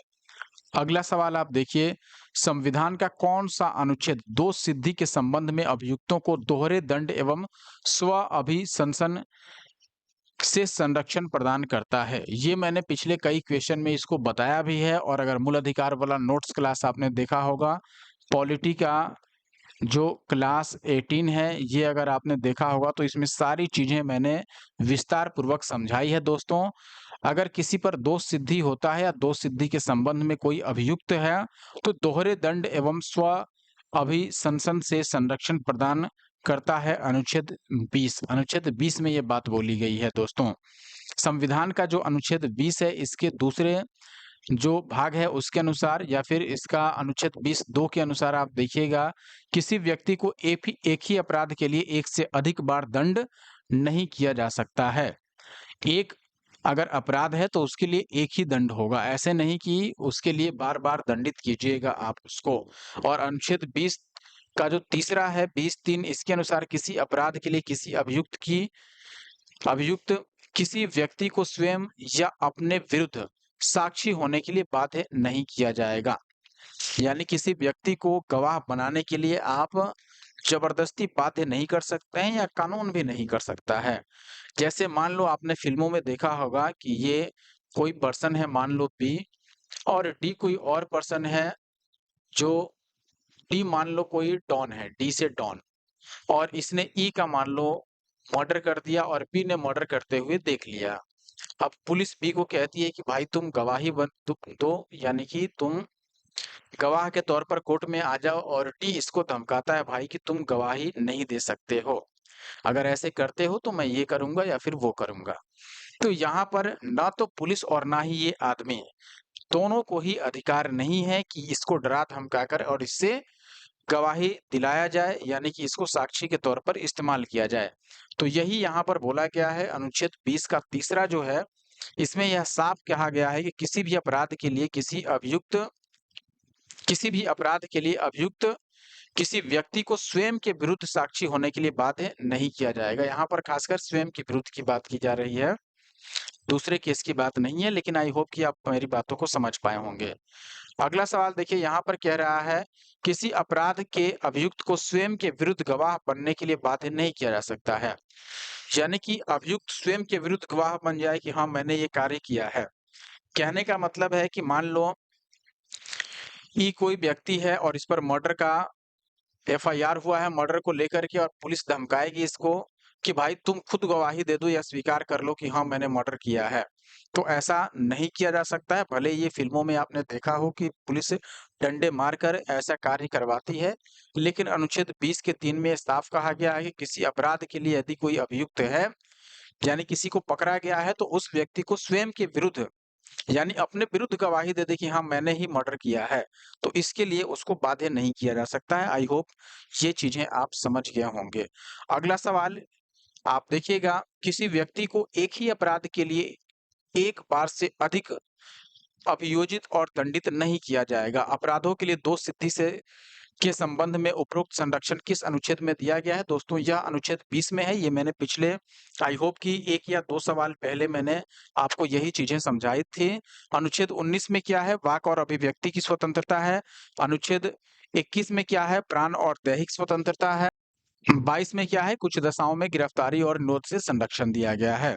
आई होप कि आप ये बात समझ गए होंगे। देखिए दोस्तों, इसमें आपसे पूछा गया है निम्नलिखित में से कौन भारतीय संविधान के अनुच्छेद 20 का हिस्सा नहीं है? ये पहचानने के लिए कि कौन अनुच्छेद 20 के अंतर्गत शामिल नहीं है, पहले अनुच्छेद 20 समझना होगा। अनुच्छेद 20 में क्या दिया गया है दोस्तों? अपराधों के लिए अपराधों के लिए जो दोष सिद्धि है, दोष सिद्धि के संबंध में जो संरक्षण प्रदान किया गया है, वो इसमें दिया गया है। तो आप देखिए अब इसके तहत क्या नहीं आएगा, दोहरे दंड की धारा निश्चित तौर पर इसमें ये बोला गया है कि एक ही अपराध के लिए 2 बार या 1 से अधिक बार दंड नहीं दिया जा सकता, तो ये तो इसका हिस्सा है ही। कायोत्तर विधि क्या होता है दोस्तों? अपराध सिद्ध होने के बाद अपनाई जाती हैं, तो ये तो लागू होगा ही। फिर है यातना के विरुद्ध निषेध, यानी कि क्या यातना देने से भी मना किया गया है कि पुलिस यातना नहीं दे सकती है? देखिए, यातना से अगर निषेध कर दिया जाए तब तो चोरों को पकड़ा ही नहीं जा पाएगा और पुलिस पकड़ के भी राजा की तरह थोड़ी बैठा के रखेगी। तो यातना के विरुद्ध निषेध को मना नहीं किया गया है, इसलिए यह अनुच्छेद 20 के अंतर्गत शामिल नहीं है। ये भी हमने देखा था कि स्वयं के विरुद्ध गवाही देने यानी साक्षी होने से निषेध किया गया है, तो ऑप्शन सी इसका सही जवाब होगा। आप देखिएगा दोस्तों यहाँ पर एक्सप्लेनेशन में भी ये साफ किया गया है कि अनुच्छेद 20 में अपराधों के लिए दोष सिद्धि के संबंध में संरक्षण के तहत यातना के विरुद्ध निषेध शामिल नहीं है, जबकि दोहरे दंड की जो धारा है ये अनुच्छेद 20 का खंड 2 है, कायोत्तर विधि जो है वो 20 का खंड 1 है और अपने विरुद्ध ही साक्षी होने से जो निषेध है यह अनुच्छेद 20 का खंड 3 है। और देखिएगा अनुच्छेद 20 में कायोत्तर विधि यानी कि ऐसी विधियां जो आरोपित अपराध के समय प्रवृत्त नहीं है, एक ही अपराध के लिए दोहरे दंड तथा किसी अपराध के लिए अभियुक्त को स्वयं के विरुद्ध साक्षी होने से संरक्षण यानी कि सुरक्षा प्रदान करता है। अगला प्रश्न है दोस्तों, बंदी बनाए गए व्यक्ति के मौलिक अधिकारों की रक्षा किस अनुच्छेद से है? ये दोस्तों अगर किसी व्यक्ति को बंदी बना लिया गया है, सबसे पहले देखिए अनुच्छेद 17 तो इसमें अस्पृश्यता का अंत है, तो ये होगा नहीं। 15 जाति, धर्म, मूल, वंश इन सब के आधार पर भेदभाव नहीं किया जाएगा, तो ये भी समानता का अधिकार है। अनुच्छेद 21 प्राण और दैहिक स्वतंत्रता का अधिकार है, तो यह भी नहीं होगा, तो इकलौता ऑप्शन बचता है अनुच्छेद 22। हालांकि गिरफ्तारी कुछ दशाओं में गिरफ्तारी और निरोध से संबंधित संरक्षण दिया गया है ऑप्शन डी यानी कि अनुच्छेद 22 में, तो ऑप्शन डी इसका सही जवाब होगा। आप देखिएगा कुछ दशाओं में गिरफ्तारी और निरोध से संबंधित जो संरक्षण है वो दिया गया है और इस अनुच्छेद के खंड 1 के अनुसार किसी व्यक्ति को जो गिरफ्तार कर लिया गया है, ऐसी गिरफ्तारी के कारणों से यथाशीघ्र अवगत कराया जाएगा, यानी कि जो व्यक्ति है जिसको गिरफ्तार किया गया है उसको बताना होगा कि भाई किस कार्य के लिए, किस अपराध के लिए आपको गिरफ्तार किया गया है और बिना यह बताए उसको समझिए कि अभिरक्षा के निरुद्ध नहीं रखा जाएगा या अपने रुचि के विधि के व्यवसायी से परामर्श करने और प्रतिरक्षा कराने का अधिकार से उसको वंचित नहीं किया जा सकता है। जो भी उसको पसंद आए उस वकील से वह या ऐसा किसी व्यक्ति से परामर्श ले सकता है तो ये उसका मौलिक अधिकार होगा। क्वेश्चन है दोस्तों, कौन सुमेलित नहीं है? अनुच्छेद 22 एक स्वयं की पसंद के अधिवक्ता द्वारा प्रतिरक्षा का अधिकार, ये तो है ही, यानी कि अपनी पसंद का अधिवक्ता को रखा जा सकता है अपनी मुकदमा के लिए।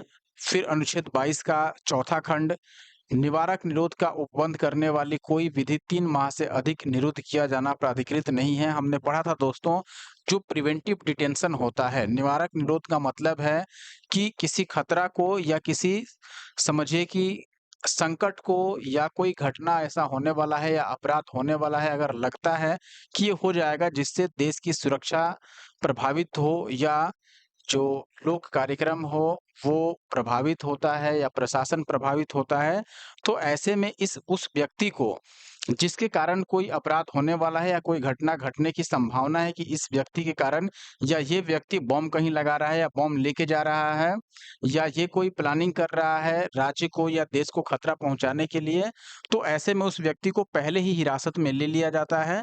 इसको हम निवारक निरोध बोलते हैं, यानी कि प्रिवेंटिव डिटेंशन बोलते हैं।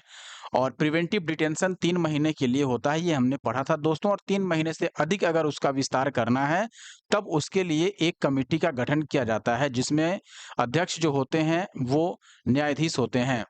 तो यहाँ देखिएगा कि 22 का 4 जो है ये तो सही ही है कि प्रिवेंटिव डिटेंशन का उपबंध करने वाली कोई भी कानून जो होगी, वो 3 माह तक ही उस व्यक्ति को डिटेंड कर पाएगी। 3 माह से अधिक अगर डिटेंड करना होगा तो उसके लिए कमेटी की अनुशंसा की आवश्यकता होती है। ये हमने अपने नोट्स में पढ़ा था। ऑप्शन सी की मैं बात करूँ, यहाँ पर 22 का दूसरा खंड ये कह रहा है कि संसद विधि द्वारा उन परिस्थितियों का निर्धारण कर सकेगी जिसके अंतर्गत 3 माह से अधिक निरुद्ध किया जा सकेगा। देखिए ये गलत है। गलत क्यों है? क्योंकि मैंने अभी बताया कि 3 माह से अधिक अगर डिटेंड करना है, तो ऐसे में एक कमिटी से अनुशंसा कराना होता है, और उस कमिटी में जो चेयरमैन होते हैं, यानी कि जो अध्यक्ष होते हैं, उनके बारे में भी मैंने बता दिया कि इसमें जो अध्यक्ष होंगे वो न्यायाधीश होते हैं, और यहाँ पर संसद द्वारा ऐसी कोई विधि बनाने की आवश्यकता नहीं है। अनुच्छेद 22(1) के लिए बोला गया है, तो देखिएगा 22(1) में गिरफ्तार किए गए व्यक्ति को गिरफ्तारी के कारणों को यथासंभव जितना जल्दी हो सके बताया जाना चाहिए, और बताने के बाद ही उसको अभिरक्षा में रखा जाएगा। तो ये भी सही है। ऑप्शन सी यहाँ पर सही जवाब है, यानी कि गलत हो गया, वो अनुच्छेद के अनुसार मैच नहीं कर रहा है। देखिएगा दोस्तों, संविधान के अनुच्छेद 22 के 2 के अनुसार प्रत्येक व्यक्ति को जो गिरफ्तार किया गया है और अभिरक्षा में निरुद्ध रखा गया है, गिरफ्तारी के स्थान से मजिस्ट्रेट के न्यायालय तक यात्रा के लिए आवश्यक समय को छोड़कर किसी भी या फिर ऐसी गिरफ्तारी से 24 घंटे की अवधि में निकटतम मजिस्ट्रेट के समक्ष पेश किया जाता है, और यह आवश्यक है। ऐसे व्यक्ति को मजिस्ट्रेट के प्राधिकार के बिना उक्त अवधि से अधिक अवधि के लिए अभिरक्षा में निरुद्ध नहीं रखा जाएगा। अनुच्छेद 22(7) में भी यह प्रावधान है कि संसद विधि द्वारा उन परिस्थितियों का निर्धारण कर सकेगी जिसके अंतर्गत 3 माह से अधिक निरुद्ध किया जा सकेगा। अब देखिए, बुक के एक्सप्लेनेशन को मैं थोड़ा-सा यहाँ आपको अच्छे से बताना चाहता हूँ। जैसे इसमें ये चीज़ लिखा गया है, देखिए, अनुच्छेद 22(2) का जो मिलान था वो गलत क्यों हुआ? क्योंकि 22(2) में क्वेश्चन में आपके बोला गया था कि संसद विधि द्वारा ऐसी परिस्थिति का निर्धारण कर सकेगी जिसके अंतर्गत 3 माह से अधिक उस व्यक्ति को निरुद्ध रखा जा सके। और यहाँ पर ये अनुच्छेद 22 के दूसरे खंड के लिए दिया गया था क्वेश्चन में, जो कि गलत है, क्योंकि दूसरे खंड में ऐसा नहीं है। दूसरे खंड में है कि गिरफ्तार जिस व्यक्ति को किया जाएगा उसको 24 घंटे के अंदर नजदीकी मजिस्ट्रेट के पास पेश करना रहता है। ये 22(2) में है, इसलिए ये तो गलत हो गया। लेकिन यहाँ पर 22(7) में एक प्रावधान दिया गया है कि संसद विधि द्वारा उन परिस्थितियों का निर्धारण करेगी जिसके अंतर्गत 3 माह से अधिक निरुद्ध किया जा सकेगा। यहाँ पर मैं एक चीज़ बताना चाहूँगा कि देखो, 3 माह तक उस व्यक्ति को रोकने या फिर नज़रबंद रखने का प्रावधान बनाया गया है। 3 माह से अगर अधिक उसको रोकना है, नज़रबंद रखना है या निरुद्ध करना है, तो ऐसे में एक समिति से अनुशंसा कराना रहता है, और उस समिति के जो अध्यक्ष होते हैं, ये मैंने आपको बताया कि वो अध्यक्ष होते हैं उच्च न्यायालय के न्यायाधीश। यानी कि हाई कोर्ट जो होगा नज़दीकी, या फिर जो भी संबंधित हाई कोर्ट होगा, उसके जो न्यायाधीश होंगे वो इसके चेयरमैन होंगे, यानी कि इसके अध्यक्ष होंगे, इस समिति के अध्यक्ष होंगे और इस समिति की अनुशंसा के बाद ही 3 महीने से अधिक उसको डिटेंड किया जा सकता है उस संबंधित व्यक्ति को। लेकिन यहाँ संसद के बारे में जो लिखा गया है इसमें ऐसा है कि संसद उस व्यक्ति की जो सज़ा है उसको बढ़ाने के लिए प्रावधान बना सकती है, विधि बना सकती है। आपको अपने नोट्स का हिस्सा दिखाता हूँ जिसमें मैंने ये पढ़ाया था, आप देखिएगा 3 महीने तक किसी भी व्यक्ति को बंदी बनाया जा सकता है, ये पहला चीज़। दूसरा, 3 महीने से अधिक समय के लिए यदि बंदी बनाना है तो न्यायिक समिति द्वारा अनुशंसा चाहिए और इस समिति के अध्यक्ष कौन होते हैं, यहाँ पर मैंने बताया भी है यही चीज़, सेम चीज़ मैंने नोट्स में पढ़ा दिया है। आप देखिएगा यहाँ पर।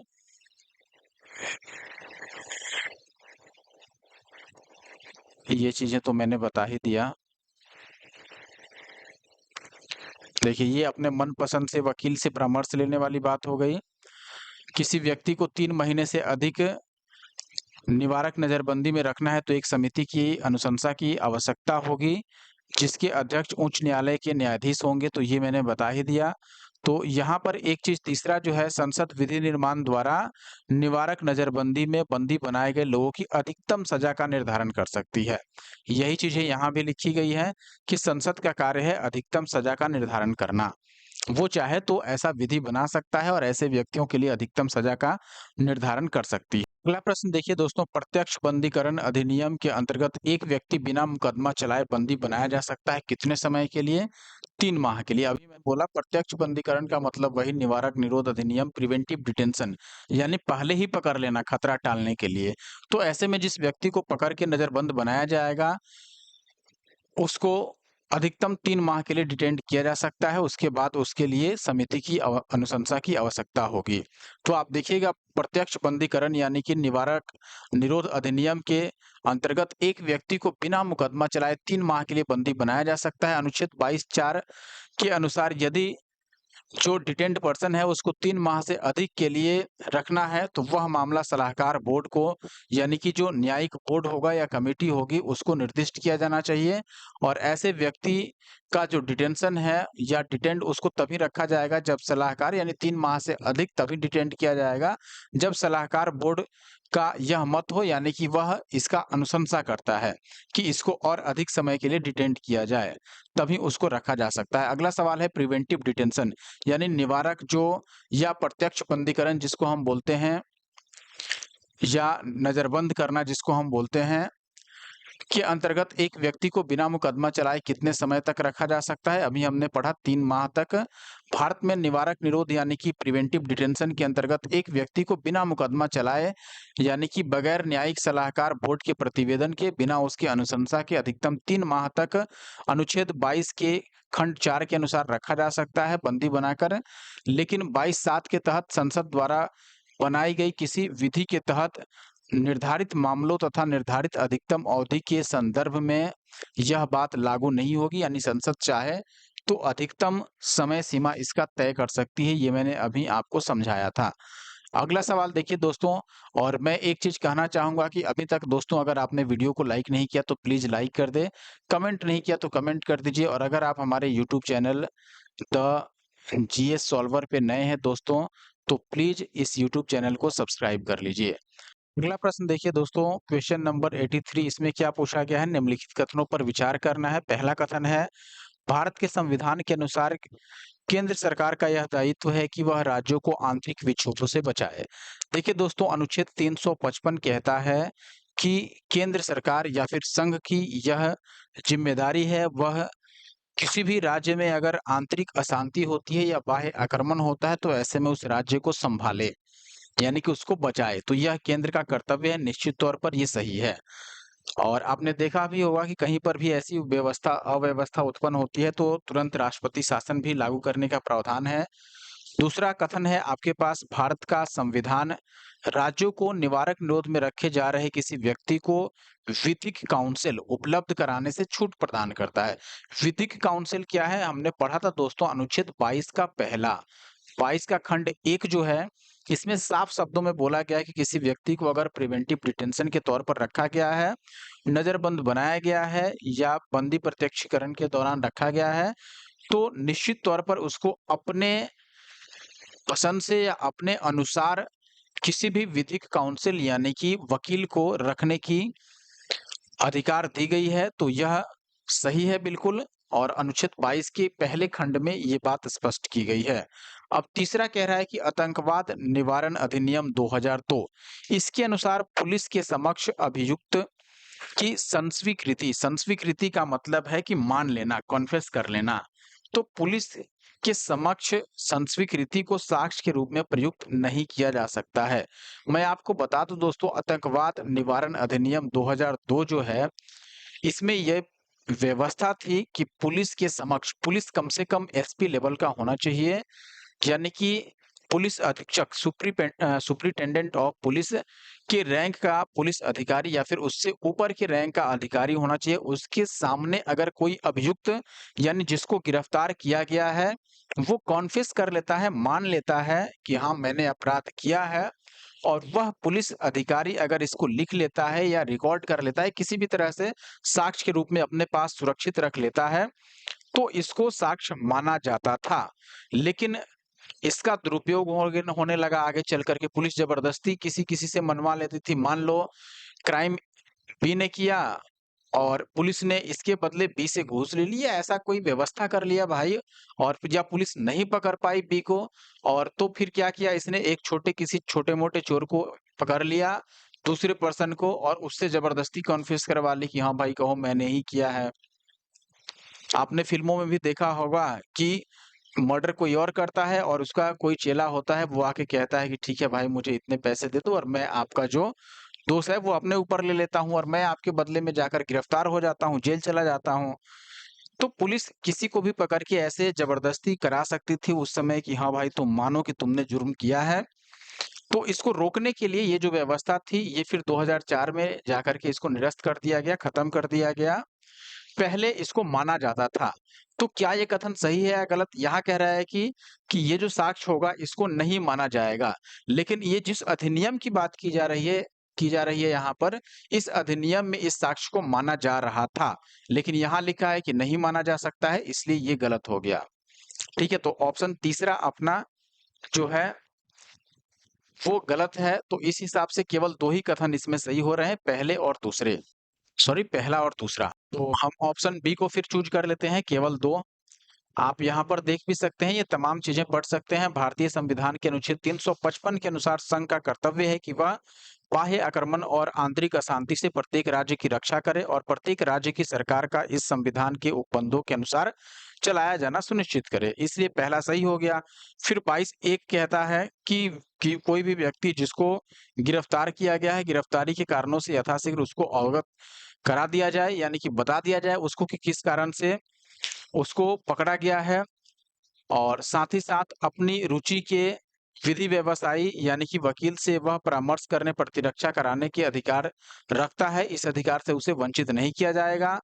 और अनुच्छेद 22(3) बी के तहत उपयुक्त बात जो है, ये निवारक निरोध का उपबंध करने वाली विधि के अधीन गिरफ्तार व्यक्ति पर लागू नहीं होता, यानी कि प्रिवेंटिव डिटेंट किसी व्यक्ति को किया गया है, तो उस केस में देखिए उसको परामर्श लेने की अधिकार तो है कि वह किसी वकील से परामर्श ले सके, लेकिन उसको कारण बताना आवश्यक नहीं होता है ऐसे में, कि उसको कारण बताया जाए कि भाई क्यों आपको गिरफ्तार किया गया है। हो सकता है उसको कारण बताएं और वो गुप्त रूप से किसी और को खबर कर दे, और फिर जिस संकट को रोकने के लिए, जिस क्राइम को रोकने के लिए उसको पकड़ा गया है, वो रुके ही नहीं फिर। दूसरा कथन इसलिए सत्य है यहाँ पर, आतंकवाद निवारण अधिनियम 2002 जो कि 2004 में निरस्त कर दिया गया, इसकी धारा 32 के अनुसार पुलिस अधिकारी जो पुलिस अधीक्षक की रैंक या उससे ऊपर के रैंक का हो, उसके समक्ष अभियुक्त की संस्वीकृति यानी कॉन्फेशन, जिसे पुलिस अधिकारी द्वारा लिखित रूप में या किसी आंतरिक अथवा इलेक्ट्रॉनिक माध्यम से उसको दर्ज कर लिया जाए उस जो गवाही दे रहा है व्यक्ति या कॉन्फेस कर रहा है उसको। तो इस अधिनियम के तहत अपराध के लिए ऐसे व्यक्ति के मुकदमे में उसको साक्ष्य के रूप में प्रयुक्त किया जा सकता था। इसलिए तीसरा गलत है, क्योंकि वहां कह रहा है कि नहीं माना जाएगा। तो आज के डेट में नहीं ही माना जाता है, लेकिन इस जिस अधिनियम की बात कर रहे हैं, इस अधिनियम में उसको मान्यता दी गई थी। तो प्रश्न है, भारत के संदर्भ में निम्नलिखित कथनों पर विचार करना है। जब एक कैदी पर्याप्त आधार प्रस्तुत करता है तो एक कैदी को पैरोल मना नहीं किया जा सकता क्योंकि वह उसके अधिकार का मामला बन जाता है। दूसरा कह रहा है कैदी को पैरोल पर छोड़ने के लिए राज्य सरकारों को के अपने नियम हैं। तो देखिए पैरोल पर छोड़ने की जो बात है, अब सबसे पहला जो कथन है यहाँ पर कि अगर वो पर्याप्त जो डॉक्यूमेंट्स है वो प्रस्तुत करता है तो उसका अधिकार बन जाएगा, पैरोल पर उसको छोड़ना ही पड़ेगा। ये बिल्कुल गलत है। देखो वो कितने भी डॉक्यूमेंट्स प्रस्तुत कर दें, लेकिन पैरोल पर छोड़ने के लिए जब तक जो संबंधित अधिकारी हैं, वो अगर उसको अनुशंसा नहीं करते हैं यानी स्वीकृत नहीं करते हैं, तब तक उसको पैरोल नहीं मिलता है। पैरोल मिलने के लिए आवश्यक है कि वह उसको स्वीकृत करें।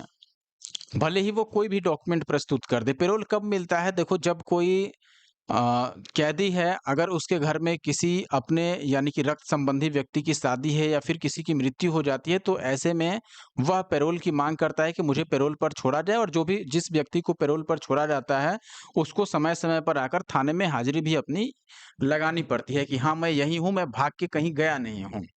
और जिसके सामने यानी जो संबंधित अधिकारी होते हैं, वो इसको अस्वीकृत क्यों कर सकते हैं? किस कारण से? क्योंकि यदि उनको लगा कि ये व्यक्ति भाग जाएगा, वापस नहीं आएगा या जेल से बाहर जाने पर इससे खतरा है, समाज के हित में नहीं है यह या प्रशासन के हित में नहीं है, तो ऐसी स्थिति में भी वो इसको अस्वीकृत कर सकते हैं, भले ही वो कोई भी डॉक्यूमेंट प्रस्तुत कर दे। तो यहाँ पर देखिए कैदी को पैरोल पर छोड़ने के लिए राज्य सरकार का अपना नियम है, ये भी सही है।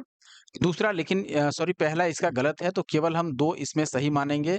ऑप्शन बी इसका सही जवाब है। आप देखिएगा पैरोल किसी कैदी को दंडादेश के निलंबन के साथ रिहा करने की प्रणाली है। यह रिहाई सामान्यतः कैदी के व्यवहार के आधार पर निर्धारित अवधि हेतु सशर्त होती है। सशर्त यानी कि शर्त के साथ कि इतने दिन के लिए आपको दिया जा रहा है और इतने दिन में आपको समय अनुसार आकर थाने में रिपोर्ट करना रहता है। या हाजिरी लगानी रहती है। उसे अधिकारियों के समक्ष आवधिक रूप से रिपोर्ट करना आवश्यक होता है। पैरोल और फरलो की व्यवस्था कारागार प्रणाली को मानवीय बनाने के उद्देश्य से की गई तथा ये 1894 के कारागार अधिनियम के तहत शासित होते हैं। पैरोल कैदी का अधिकार नहीं होता है, ध्यान रखिए। तथा इसे विशेष कारण या परिस्थिति के आधार पर जैसे परिवार में किसी की मृत्यु या रक्त संबंधी व्यक्ति का विवाह हो, तो ऐसी स्थिति में ही प्रदान किया जाता है पैरोल। कैदी द्वारा पैरोल हेतु पर्याप्त आधार प्रस्तुत करने पर भी सक्षम अधिकारी इसे अस्वीकृत कर सकता है यदि उसकी राय में कैदी का होना समाज के हित में न हो या कैदी के रिहा होने पर उसके फरार हो जाने की आशंका हो। बहुधा मृत्यु दंड प्राप्त कैदी को भी पैरोल पर नहीं छोड़ा जा सकता है या छोड़ा जाता है, यानी कि अधिकांशतः ऐसा होता है कि किसी व्यक्ति को यदि मृत्यु दंड मिला है तो उसको पैरोल पर जल्दी नहीं छोड़ा जाता है क्योंकि डर रहता है कि भाई वो भाग जाएगा।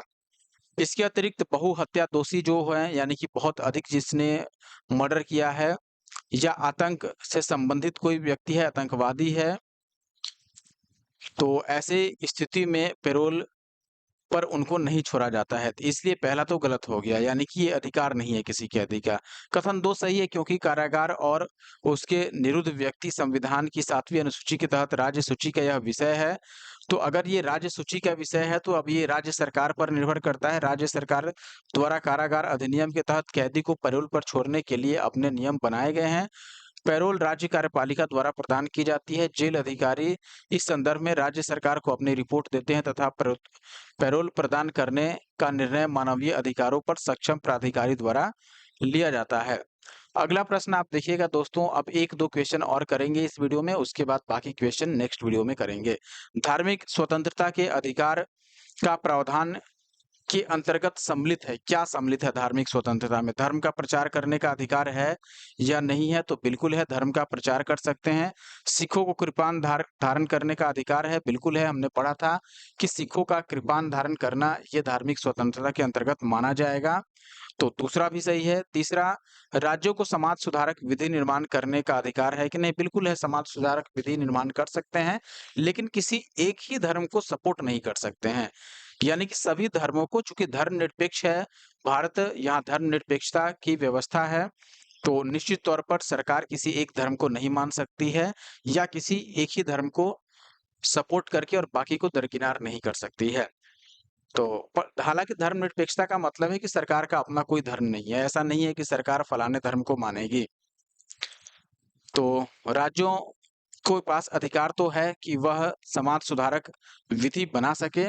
धार्मिक निकायों को लोगों का धर्म परिवर्तन कराने का अधिकार है।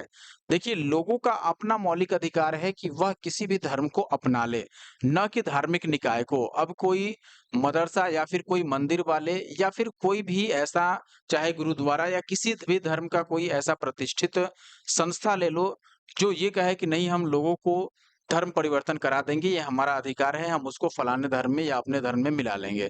तो ये बिल्कुल गलत है, ऐसा कोई अधिकार नहीं मिला है। हालाँकि हर एक भारतीय नागरिक को अपना धार्मिक अधिकार है, वो चाहे तो किसी भी धर्म को अपना सकता है। तो यहाँ पर चौथा गलत हो गया, केवल पहला, दूसरा और तीसरा सही है। So that option A is the answer. आप देखिएगा, धार्मिक स्वतंत्रता के मौलिक अधिकार के प्रावधानों के अंतर्गत धर्म प्रचार करना, राज्यों को समाज सुधारक विधि का निर्माण या फिर अपने धर्म के लिए सम्मेलन बुलाना, सभा बुलाना, मेला का आयोजन कराना या फिर उससे संबंधित पर्व त्योहार का आयोजन करना, ये सभी धार्मिक अधिकार के अंतर्गत आते हैं। या किसी और धर्म को अपनाना अपने इच्छा से। अनुच्छेद 25 तथा सिखों को कृपान धारण करने एवं रखने का अधिकार, अनुच्छेद 25 का स्पष्टीकरण 1 इसमें शामिल है। धार्मिक निकायों को लोगों के धर्म परिवर्तन कराने का अधिकार धार्मिक स्वतंत्रता के अधिकार में शामिल नहीं है। तो अगला प्रश्न है, संविधान के किस अनुच्छेद में सिखों को कृपान, अभी हमने देखा अनुच्छेद 25 में है यह, सिखों को कृपान धारण करने की जो धार्मिक स्वतंत्रता माना गया है कि यह सिखों के लिए धार्मिक स्वतंत्रता माना जाएगा कि वो कृपान जो धारण कर रहे हैं वो उनकी धार्मिक स्वतंत्रता का अधिकार है, यानी कि उनका एक तरह से मूल अधिकार है। तो ये अनुच्छेद 25 में साफ कर दिया गया है।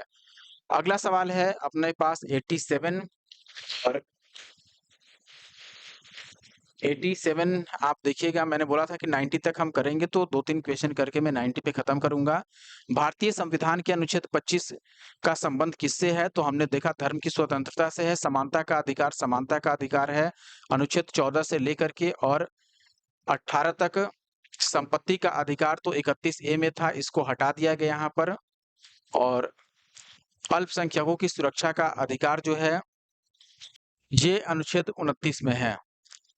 आगे बढ़े। अगला प्रश्न है अपने पास क्वेश्चन नंबर 88, भारतीय संविधान के अनुच्छेद 25 में प्रयुक्त हिंदू शब्द किसे सम्मिलित नहीं करता है? यानी जो अनुच्छेद 25 में हिंदू शब्द का प्रयोग किया गया है, इस हिंदू शब्द का क्या अर्थ है? हिंदू मतलब कौन-कौन धर्म? तो यहाँ पर देखिए, हिंदू का मतलब जो अनुच्छेद 25 के दूसरे खंड में बताया गया है, उसमें बौद्धों को भी शामिल किया गया है, जैनों को शामिल किया गया है, सिखों को भी शामिल किया गया है, पारसियों को उसमें शामिल नहीं किया गया है। यानी हिंदू का अर्थ यहाँ बौद्ध, जैन और सिख तीनों से है। पारसी यहाँ पर शामिल नहीं है, इसलिए ऑप्शन सी सही होगा।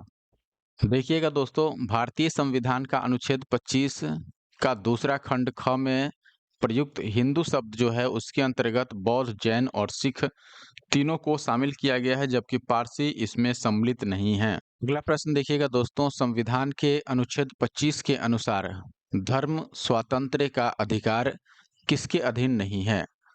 ऑप्शन है सार्वजनिक व्यवस्था के, या फिर स्वास्थ्य के, या मानववाद के, या फिर सदाचार के।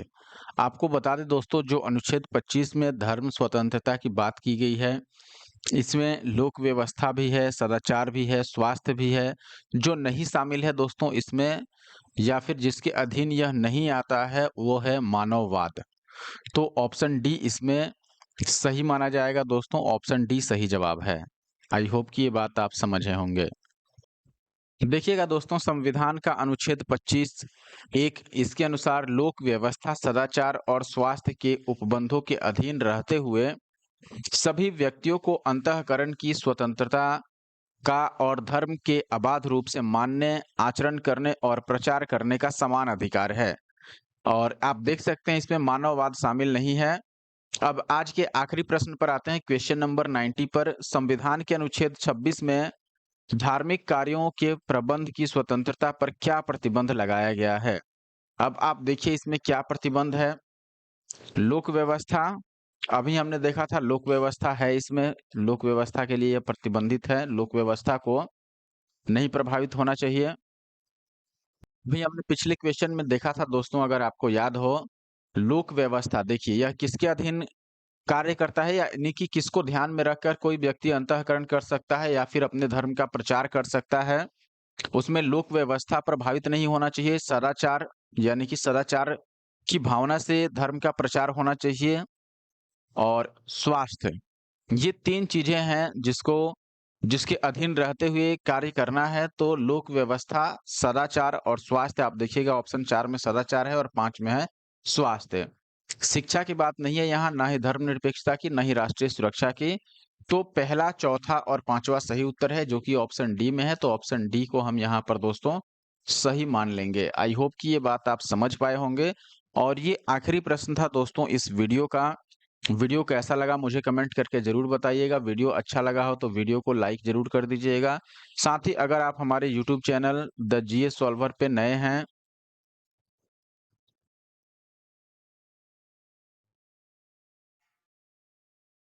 और आपने अभी तक सब्सक्राइब नहीं किया है तो प्लीज़ सब्सक्राइब कर लीजिए इसे, ऐसे और वीडियो को देखने के लिए। मिलते हैं नेक्स्ट वीडियो में, तब तक के लिए धन्यवाद।